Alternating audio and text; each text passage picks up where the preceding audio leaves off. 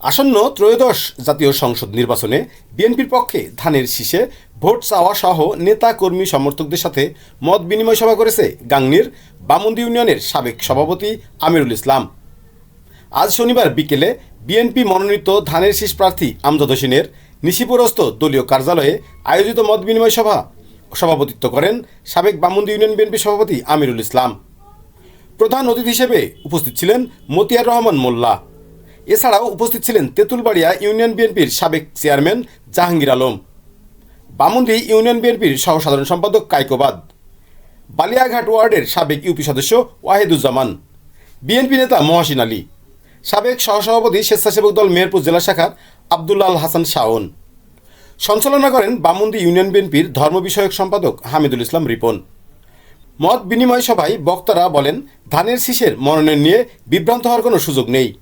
গাংনী আসনে আমজাদ হোসেন ধানের শীষের একমাত্র প্রার্থী। আপনারা জানেন যারা আমজাদ হোসেনকে মনোনীত করেছেন, গত 3 তারিখ থেকে আমরা নিশিপুরবাসী আমরা সবাই ঐক্যবদ্ধ। আমরা বাংলাদেশ জাতীয়তাবাদী দলের বাইরে কোনো কথা শুনতে রাজি না। আমাদের বিভ্রান্তি মানেন সেটা ভুল করবেন। দয়া করে আপনাদের বিশেষভাবে অনুরোধ জানাচ্ছে, আপনারা বাংলাদেশ জাতীয়তাবাদী দল বিএনপির ছাতার নিচে আসেন, জনাব আমজাদ হোসেনের সাথে একসাথে ধানের শীষের পক্ষে ভোট করেন।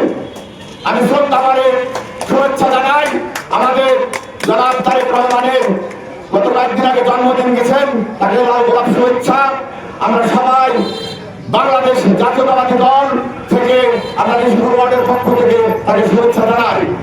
আমি জনাব আমজাদ হোসেনের দুটি কথা না বললে না, তিনি অত্যন্ত ত্যাগী এবং সৎ এবং নিষ্ঠাবান একজন মানুষ। এই ত্যাগ এবং নিষ্ঠাবান মানুষ বলেই তিনি আজ মনোনীত হয়েছেন। আমি কারো নাম বলতে রাজি না, যে মনোনীত হননি তাদের উদ্দেশ্যে আমি বলতে চাই, আপনারা 5ই আগস্টের পরে যে দুর্নীতি এবং চাকরিবাজিটা করেছেন এবং তার জন্য আপনারা মনোনয়ন পাননি। আপনাদের শুধরানো উচিত। দলটা কারোর পাবেন না, দলটা কারোর পাবেন না।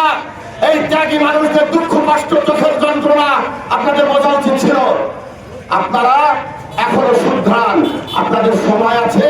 আপনারা ধানের শীষের পক্ষে একই ছাতার নিচে বাংলাদেশ জাতীয়তাবাদী দল বিএনপির পক্ষে আপনারা আসেন এবং ধানের শীষে ভোট করেন।